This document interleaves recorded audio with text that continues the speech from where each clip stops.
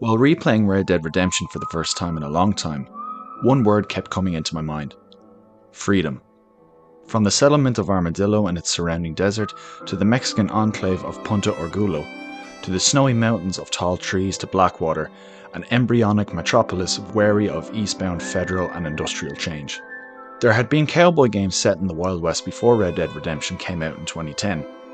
However, none of them came close to offering up the narrative quality, mechanical ingenuity, depth and variety of Rockstar's attempt at replicating this moment in time of American history.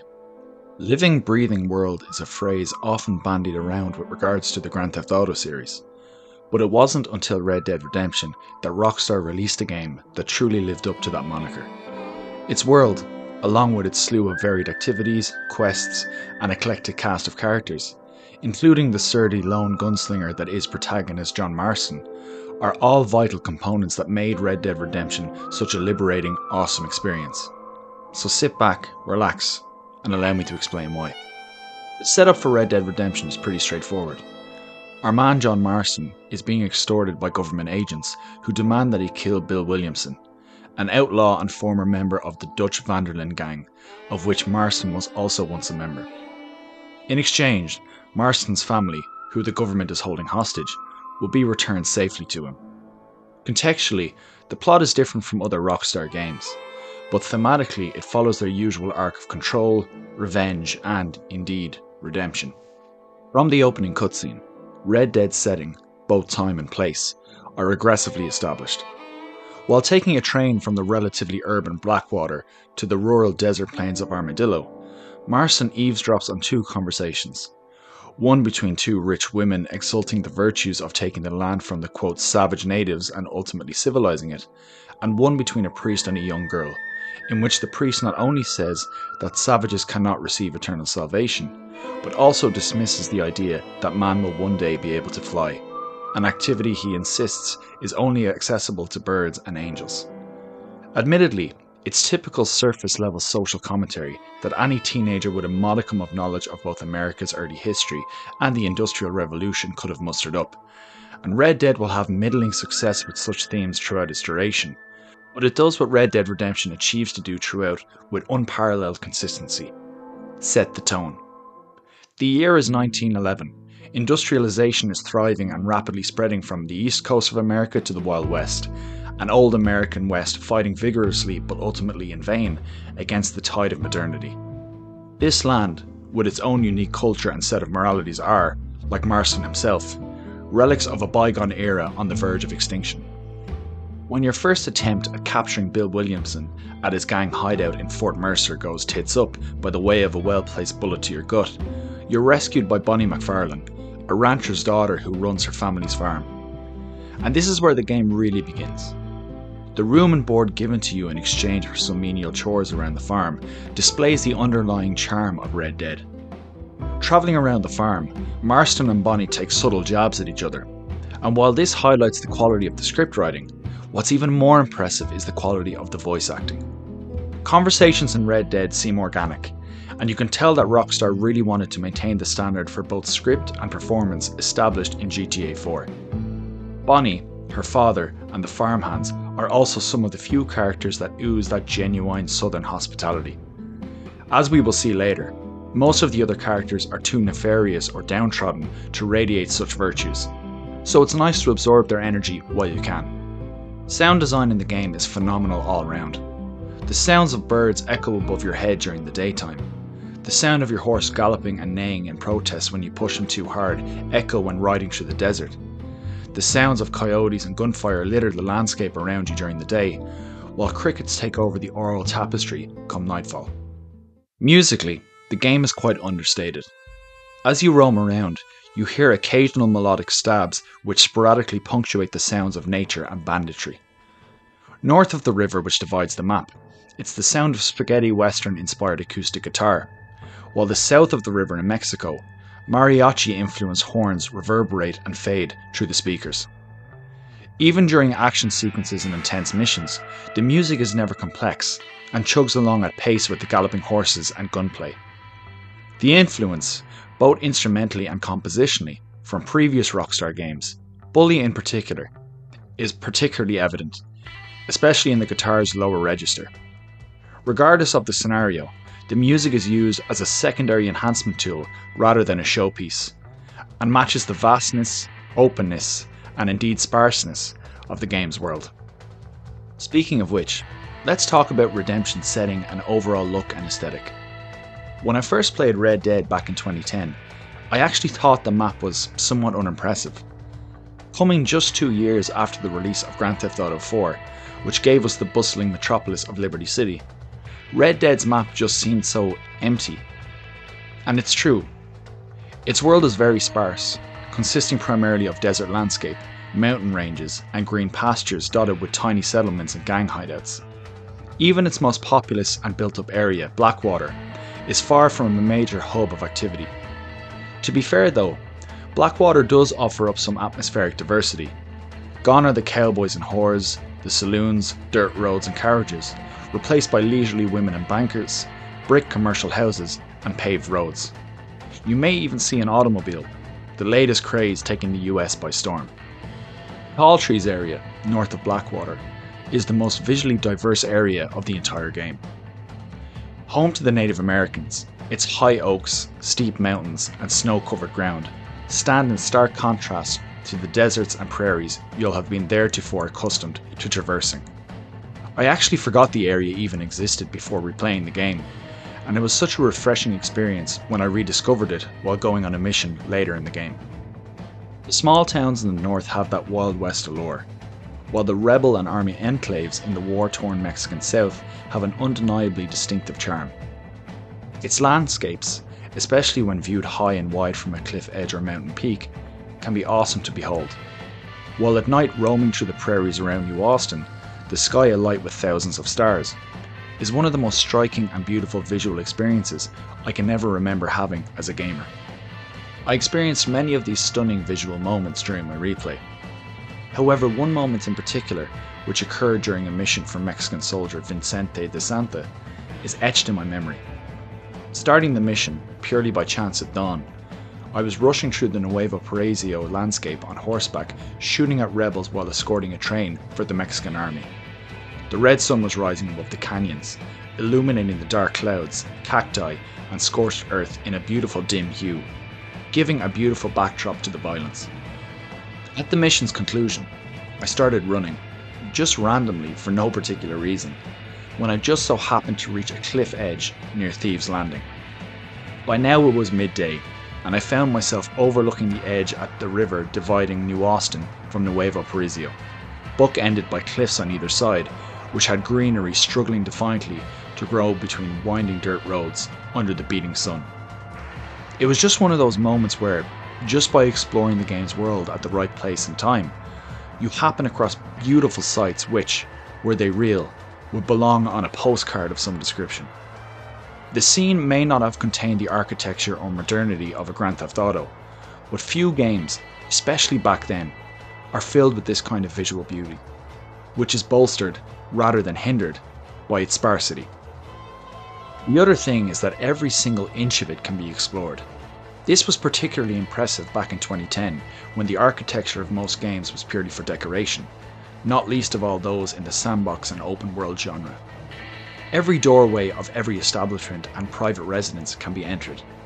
Every gang hideout can be infiltrated, and every cave, mountaintop and path can be explored for risk or reward. The only drawback is that Marston can't swim, which, given that the last open world Rockstar game that led to instant drowning upon entering a body of water was GTA Vice City, is pretty unforgivable. However, given the overall level of freedom everywhere else, it's a minor design flaw, and one you're unlikely to encounter directly very often. As I mentioned, you start out the game by completing tasks for Bonnie McFarlane. These include herding cattle, shooting vermin, breaking horses, and completing patrols of the ranch. These not only set the mood and establish the Old West setting of the game, but also the controls. Cowboy shenanigans aside, Red Dead Redemption is fundamentally a third-person action sandbox game. You can walk, run, crouch and climb, and you have an arsenal of weapons which grow the more you play. The only difference is that horses replace cars 99% of the time. All of the weaponry is of its time, and it shows when the fighting begins.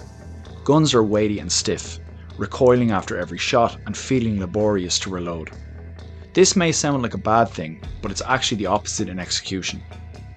Compared to the smooth action of automatic machine guns of GTA and other shooters, weapons in Red Dead have a powerful kick which gives them a real feel of lethality, especially when you land a headshot. There are also some cool animations when firing up close, like putting your pistol under your enemy's chin or placing a shotgun at the base of their back. All the weapons are basic but get the job done and, most importantly, have that aforementioned feeling of lethality. As you progress through the game, you do get the opportunity to utilise heavier firepower, like a Gatling gun and an actual cannon, which is a real blast, pun fully intended. The only weapon I didn't like are the throwing stars. Used occasionally during missions as a replacement for stealth, they just seem out of place and far too smooth for a game which is, if not totally grounded in reality, is at least relatively close to it. It would have made more sense to have given Marston an unarmed stealth takedown. However, the hand-to-hand fighting feels like a bit of an afterthought in general, so this is unsurprising. Consisting of just a couple of haymakers, it's a shame given Marston's reputation as a gruff cowboy who was raised by outlaws that he doesn't know how to throw a straight right at the very least. The overwhelming majority of the combat takes place with a rifle in your hand at a distance, but it would have been nice to have had more options in a fistfight, especially given the diverse hand-to-hand combat in GTA 4 and the stealth knockouts in GTA 5. Counterbalancing this, however, is the lasso. The lasso is not just there to reinforce the Wild West aesthetic, it's also the most functional item at your disposal. It has two main functions. The first is for breaking horses. Throw a lasso around a wild horse and reel him in, and it instigates a horse-breaking minigame, allowing you to tame the stallion. Its second function is non-lethal incapacitation. What you do once you've hogtied an adversary, or indeed an innocent civilian, is up to you. However, it is most satisfying when used to capture bounties alive. Bounties are outlaws wanted by law enforcement. You can accept a bounty at a police station and kill for a reward, or capture alive for an even bigger one, and are just one of the many side quests in the game, which we'll delve into in a bit. Throwing the lasso is also comparatively difficult, which contextually makes sense. You obviously have to be relatively close to the target, but you also have to hover the sight over the target for a longer duration of time to ensure an accurate throw. If I have one criticism about the armed combat in Red Dead, is that it can feel a little too easy. The auto aim is more than a little helpful, and you learn very early on how to slightly angle the sights upward to ensure a headshot, which you'll land more often than not, and more often than you probably should. The red eye feature, a special ability to slow down time to allow Marston to pre-select multiple targets at once before firing, makes things even easier, especially while on horseback. It's not a game ruiner, and overall is a cool feature, especially when dueling. Even still, I wish it had been a little more challenging at times. So comparatively, using the lasso feels that little bit more rewarding. The first major mission, Justice in Pike's Basin, sees you assist Armadillo's Marshall Johnson in rescuing a group of ranchers and their livestock from a gang of cattle rustlers in Pike's Basin, a small canyon in the desert on the outskirts of Armadillo. While talking to the Marshal about the changing landscape of American society, both physically and socially, and Bill Williamson, which inevitably leads to the usual GTA formula of scratching your back a dozen times so you'll eventually scratch mine once, one of his deputies hurries in to inform Johnson of the situation. Before you can process what's going on, you find yourself riding in tow towards Pike's Basin, deep in the heart of the New Austin desert. On your way there, you continue your chat with the Marshal about the surge of Eastern influence, while the deputies grill Marston, referring to him as a government stooge and city boy, which elicits some witty, if intimidatingly stoic rebuttals from Marston. As I mentioned earlier, the voice acting in Red Dead is excellent across the board, with natural delivery, inflection, and conversational rhythm. While not as memorable or funny as those found in the likes of GTA 4 or San Andreas, these characters you encounter are nonetheless charming and feel wholly real within the context of the game's world. Upon arriving at the base of the canyon, you're confronted with the Bollard gang, and a fight up to the peak of the canyon ensues. As I mentioned, firing weapons in Red Dead feels great. Each gun is weighty and deals out instant death with a well-placed shot to the head or heart. Making your way through the canyon, you'll lay waste to dozens of these men, picking them apart from behind massive rocks via the game's solid cover mechanic, running and gunning with the assistance of your red eye and, in close-up encounters, placing the barrel of your gun underneath your enemy's chin. After laying waste to the gang, you find the ranchers tied up at the gang's campsite. You cut them loose and send them on their way to finish bringing their cattle home. No muss, no fuss, just a slew of dead bodies and some innocent civilians, freed moments before certain torture and death, to continue their daily chores. So business as usual. This mission highlights both the beauty and brutality of the old American West, as portrayed through the lens of the game. It's a society where old school ideals of honour, chivalry, honesty, integrity, law and order juxtaposed simultaneously with barbarism, random violence, deception, evil, and lawlessness. There's something almost disconcerting about searching the body of a man you just shot in order to steal what remaining dollars he had left on his person, all while uttering a sarcastic apology. Amidst the genuine charm and good intentions of its virtuous inhabitants and the lives they built for themselves, lies the random chaos and horror at the doorstep. This sense of chaos is nowhere better epitomized than in the game's random events and side quests. Early on, while riding through the desert, I came across a rancher perched behind a rock. When I approached him, I was immediately thrust into a side mission where I had to take on a dozen members of the Walton gang who had taken over his homestead and were holding his daughter hostage. If I'd kept riding, I would have missed this moment entirely. In another encounter, I spoke with a man who wanted me to obtain a property in Cholla Springs for him. So I went to the property and found an old man on the porch. He wanted a few $100s for the deed, which was a few $100s more than I had at the time. I started to walk away when a thought occurred to me. What if I just took it from him? So I pulled out a pistol and shot him. I then looted his body and found the deed of the property. Upon returning to the stranger, he remarked at how the deed was covered in blood and, realizing what I had done, called me a monster. The ability to totally derail a side mission is also a part of Red Dead's charm. You don't want to run a bunch of errands for a stranger, just pop him in the head and put an end to proceedings then and there. The completely random events are a trip too. I was walking through a saloon one night when I heard screaming outside. It was the sound of an escort being attacked by a drunken suitor. But by the time I arrived it was too late. She was lying in a pool of her own crimson as he drunkenly staggered off. Strangers will also pretend to be in distress to ambush or rob you. One man who flagged me down and asked for my assistance simply hopped on my thoroughbred black horse and stole it from me when I tried to help him. Bastard. I really liked that horse. And then there are the animals. The animals are such an integral part of the game and can often be as treacherous as the bandits themselves. Predators attack you with a quickness and viciousness that can be genuinely startling. I actually physically jumped when I was unexpectedly attacked by a cougar on my way to a mission. As for being charged by a grizzly bear atop the snowy tall tree mountains, that has to be as terrifying an encounter found in gaming. And that says a lot, especially given that Red Dead Redemption is over a decade old. In Red Dead Redemption, these encounters are not only as plentiful as the main missions, they arguably do more to help contextualize the world. In Red Dead, these moments go beyond immersion. They invariably heighten that sense of tension, paranoia, randomness, and wonder of Red Dead's frontier adventurism. Keeping with the feel of the treacherous Wild West, most of the characters are hopeless, empty, or insane individuals, trying to reclaim a life lost or striving for a life which is unattainable. There's the old woman who asks Marston to search for her husband, who is late for their wedding day, only for John to eventually find him in a graveyard long since past. Or there's treasure hunter and mission giver Seth, whose quest for riches has driven him crazy. When his long search culminates with him holding the glass eye of the treasure holder and nothing more, the realization that the loss of his home, family, life and mind was all for nothing dawns on him in a manic outburst. With the exception of a few main characters, The sense of desperation illuminating off the many inhabitants in Red Dead Redemption is truly palpable.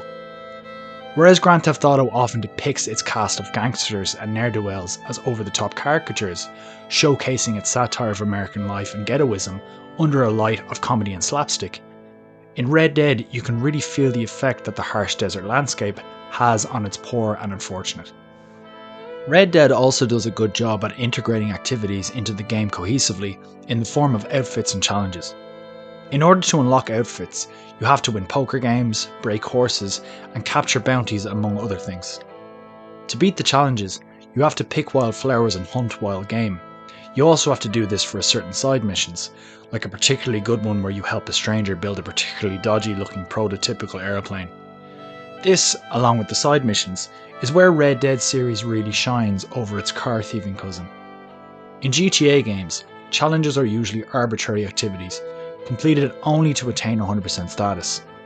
And even though a new outfit is hardly the most alluring unlockable, it's amazing how even an incentive as small as this can mask much of the mundaneness of picking red sage in the desert.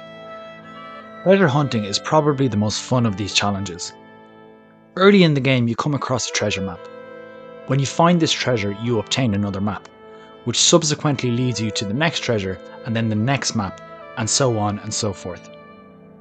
These treasures can be genuinely difficult to find without cheating and looking for a guide online, as the information on the maps can be only described as vague, with only a few being somewhat obvious. I really tried not to cheat while doing this, and with that in mind, one of the best moments I had while playing through the game was stumbling across a familiar looking monument after finishing a mission. Sure enough, when I opened the treasure map, I saw it was the one marked on it, and thus was able to locate the treasure. It was just another moment of random happenstance that really immerses you into the cowboy world of John Marston, the lone gunslinger who occasionally must rely on a little bit of luck to find what he's looking for in a vast and treacherous land. Structurally, Red Dead Redemption follows the GTA formula very faithfully. Your initial revenge mission takes you all across the map to deal with, in one way or another, an eclectic cast of snakes, psychos, and the occasional person of moral fibre, also known as your mission givers. As I mentioned, you start off the game in the deserts of New Austin, and your goal there is pretty straightforward. Gather a motley crew to help you storm Fort Mercer and capture Bill Williamson. The crew consists of Marshall Johnson, Nigel West Dickens, Seth, and Irish. As I said before, the voice acting for all these characters is excellent, and their back and forths with John Marston are about as good as any I've heard in gaming. Marshall Johnson is a stoic and cynical lawman who struggles between the genuine desire to protect the people of New Austin and his growing pervasive apathy. Seth is the aforementioned crazed treasure hunter. He's unnerving and a little repulsive, which is what he's designed to be. Irish is, well, an Irish vagabond and supposed arms dealer. He's also a bullshitter, alcoholic and coward, so no stereotyping there at all. Quick note, I don't mind having my people stereotyped or mocked. I have a sense of humour and I'm not easily offended. It's just ironic that it never seems to garner as much outrage as other caricatures of other people for whatever reason. Wes Dickens is the most interesting character, and easily my favourite of the four. A literal snake oil salesman. In order to get him on side, Marston must help him sell his tonic. There are some of the most fun and varied missions in the game, and make great use of the Deadeye, as Marston has to shoot beer bottles from dozens of yards away or win duels to display the vigour he receives from Wes Dickens' miracle tonic. Whereas most of the other characters stay consistently the same, Dickens is a character that actually grows on you. At first, he is a sleazy horseshit peddler and liar who ropes you into ridiculous situations. However, after a few missions and a couple of interesting conversations about morality and decency while riding alongside him on his wagon, you actually find yourself becoming somewhat charmed by him, as he starts showing some genuine loyalty and affection towards Marston, which John even reciprocates a little bit. The role of these characters, who make up the first third of the game, are pretty straightforward. You need Irish to locate you a high-powered Gatling gun. You need Wes Dickens to provide you a wagon and a way into the fortress under the guise of a salesman, and you need the Marshal and his men for pure manpower. All of them have a litany of missions you need to complete, either to get them on side or as preparation for the assault on Fort Mercer. Particular highlights include a shootout in an underground mine in pursuit of the Gatling gun, the aforementioned step right up, come one, come all demonstration of vigorous tonics, and a mission where Marston and the Marshal have to ride to a farm to rescue a family being harassed by the Williamson gang. The Gatling gun mission showcases the best of the Wild West gunslinging action, containing a descending gun battle into the belly of the mine, plenty of dynamite, and even an Indiana Jones style ride hitched to a minecar. The Marshal mission is probably the darkest one in the game, with the gang coming across a slew of dead bodies and battered and tormented women who chastise Johnson for both his lack of empathy and his lack of diligence. Not exactly high-fiving, gun-toting fun, but it's one of those moments of sobering reality and horror that Red Dead delivered so well amidst all the fun and shenanigans. With an assault on Fort Mercer leading to Bill Williamson naturally not being there, having fled to Mexico, the first of 3 roughed acts has come to a conclusion, leading us on a raft with Irish down south to Mexico in pursuit of Williamson and his running buddy Javier Escuella, another one of Marston's former gang brothers. This second act highlights, if not one of Red Dead's flaws, one of its inconsistencies: pacing, mission variety, and geographical variety. First of all, let me start with the good. This portion of the game brings us a whole new story arc and cast. Set during a civil war between the army and the rebels for control of the state of Nuevo Parisio, Marston finds himself working for both sides and their various eclectics. The legendary but aging American gunslinger Landon Ricketts, the treacherous Colonel Allende, who is as despicable as he is hilarious, Abraham Reyes, the poetry-writing, valor-stealing, womanizing leader of the rebels, and Louisa, a devotee of Reyes and his cause, who believes they are to be married, but she may get in line. The main issue for me is the Mexican landscape itself. It's not that it isn't beautiful. It is. It's not that it isn't well mapped. It is. It's not that it doesn't have gorgeous natural landmarks. It does. The problem is that, fundamentally, it's pretty much the same as New Austin. Sure, there are cacti instead of wild Fairview, there are villas instead of towns, and there are Mexican prostitutes instead of American prostitutes. But fundamentally, the landscape is the same, from the gang hideouts to the empty desert plains, to the peaks and valleys, to the river which divides them. Again, throwing Marston into the middle of a foreign civil war adds some nice variety to the storytelling, but when travelling from place to place, you cannot help but feel a certain amount of familiarity setting in. Speaking of familiarity, another issue that Red Dead suffers from is repetitiveness. Now, don't get me wrong, it's not overly egregious to the point where it ruins or even significantly affects the experience as a whole. I mean, if it did, I wouldn't be doing a video review on it. But it is noticeable. The most prominent example of this is during getaway chases. The first time that you ride away from a mission or a random encounter, only to find yourself being pursued by a cavalry of trigger-happy antagonists, is one of those signature moments that makes Red Dead Redemption so special. Temporarily releasing the reins of your horse to pick off an enemy combatant trying to surround you, only to take them back again just in the nick of time as your horse is aimlessly galloping towards a cliff edge in a blind panic, is genuinely thrilling. Hell, it's even great the second or third or even fifth time it occurs. However, when it feels like it's happening every second mission, it loses its impactfulness and becomes mundane and predictable. Another example of this repetitiveness is the Gatling gun. A weapon which felt like a huge deal when you used it at the assault at Fort Mercer, especially given the lengths you went through to obtain it and the historical context in which you find yourself in. When it makes multiple appearances thereafter, it stops feeling special and just feels like another weapon at your disposal. Not too unlike your revolver or your rifle, and makes you wonder why you went through all the hassle to obtain it in the first place when they're obviously more prevalent than previously thought. Other activities like storming hideouts and fortresses can become a bit tedious at times too, if they're done in quick succession. I'm not entirely sure why these moments can become a little tiresome. I think it might be because a lot of them feel like set pieces rather than essential cogs in the game's functionality. Whereas headshotting an enemy never really loses its appeal because it just feels like a core part of the game mechanically, being chased by a gang of bandits after you thought a mission was done runs the risk of losing its significance if it happens over and over, because it feels like it should be a significant moment. Again, Red Dead Redemption is mechanically solid as hell, has a great, engaging story, and its missions for the most part are really entertaining.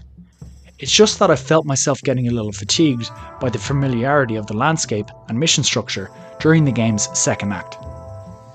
That being said, it's during its third and final act that Red Dead Redemption makes its biggest tonal, scenic, and narrative shift.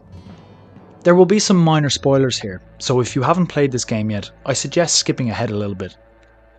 With Escuela and Williamson dealt with, Marston is reunited with his family. His wife, also a former member of the Dutch gang, is a firecracker, while his son Jack is an insolent prick. So a typical teenager, so. Of all the characters in the game, they are not exactly the most likeable, which, much like Seth, I believe is kind of the point. They're traumatized and battle-hardened, and it shows in their demeanour.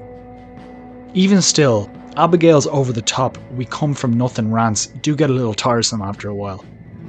If anything, she highlights what a great character Bonnie is, so there's that at least. The other main characters you have to contend with are Edgar Ross and Archer Fordman. These were the men who initially brought you to New Austin to track down Williamson, but in typical Rockstar game fashion, they ain't done with Marston just yet, enlisting him to help track down Dutch Vanderlyn, the head of his old gang and a familiar name to those who've only played Red Dead Redemption 2. They also enlist Native American Nastas and scientist Harold McDougall to help him. The last section of the game showcases the diverse spectrum of Red Dead Redemption in every sense: scenery, mission variety, and contrasting characters. Which is a shame because the game is almost over by the time its short third act picks up. Dutch is held up in the mountains of tall trees, a forested area filled with huge oak trees, bears and cougars, and snow-covered mountain peaks. It is easily the most beautiful area in the entire game. However, most people playing through the story will have missed it before being introduced to it close to the game's conclusion. It also allows for some more mission variety, as the vertical nature of this environment and its vicious wildlife requires more climbing and general awareness. This section of the game also brings the struggle between America's past, present and future to the fore more than any other. Marston represents the cowboy of the current but rapidly declining Old West. Ross and Foreman represent the federalization of America and the increasing level of government interference looking to civilize, or dominate depending on who you ask, the wild land, while Nastas represents the Native American, who lay claim to the land before colonization. Atmospherically, this all works brilliantly. The tension between Marston and the two government agents is palatable. The sociopathic control they wield over him and his unwillingness but ultimately choiceless need to heed to their every command is conveyed very effectively, with the mutual disdain and lack of trust on Marston's end shown both subtextually and textually. Conversely, Nastas' cynicism towards all parties involved counteracts these overt tensions perfectly, casting him as a hardened elder whose wisdoms, concern for his people and the environment, and general foresight has worn on him as much as any war once fought. One of the things I like about Red Dead is how it portrays internal conflicts between its peoples, and the flaws on all sides. In New Austin, the outlaws and the lawmen are at war for the soul of America. The outlaws are psychopathic Darwinists, but the lawmen are apathetic civil servants, susceptible to government influence and corruption. I mean, see your ability to pay off a bounty after slaughtering some civilians for evidence of that. Also on that note, there is a morality system in Red Dead which can affect how people perceive you, but it has no effect on the story and, honestly, it's very hard not to build up valor as almost everything you do earns you brownie points. In Nuevo Paraiso, the government are tyrannical maniacs who rape and pillage with impunity and view the general population as stupid and in need of a ruler. However, the rebels are over-idealistic and directionless, and show all the signs of power hunger and ruthlessness, which suggests that they'll just repeat the cycle if and when they gain power. This section of the game also does a great job at exposing Marston's own moral fallacies. He fights for and murders people on both sides to secure the safety of his own family, and is actually at times called out for this by both parties. Make of it what you will, but the game does a good job at not idealising Marston. Blackwater is the ultimate contrast between modernity and tradition, with its brick buildings and suit-clad bankers contrasting with the indigenous people living just a horse ride away in squalor. the indigenous tribes are also in turmoil with each other, showcasing the real historic violence which occurred between different native tribes in America. My only issue with the narrative is that it can be a little too simplistic and inconsistent at times. During one ride on a mission with Marshall Johnson, he talks about manifest destiny as if it was a forthcoming plague of Eastern US influence. However, his presence in the American West at all is the product of a manifest destiny already completed, a post-Mexican War expansion of the US towards the Pacific. Also, some of the social commentary about Indigenous and American relations is a little bit revisionist.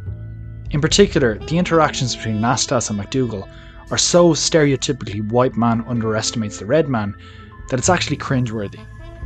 I have studied some American history, but it would take a person far more learned than I to truly delve into these topics in significant detail. However, one thing I am confident in saying is that Rockstar were either unequipped or unprepared to tackle these issues in any real depth. They should have just skirted these issues wherever possible and just focused on the atmosphere, only highlighting them when necessary. But as with every criticism of the game, there are far more hits than misses. But even still, I would be remiss not to mention them. As the game draws to its conclusion, these themes of governmental control, lack of autonomy and fatalism quite literally close in on Marston. However, it is ironic that a game which is essentially about the loss of one's autonomy, and indeed of one's nation, feels the opposite in execution. Red Dead Redemption is a game about freedom and exploration.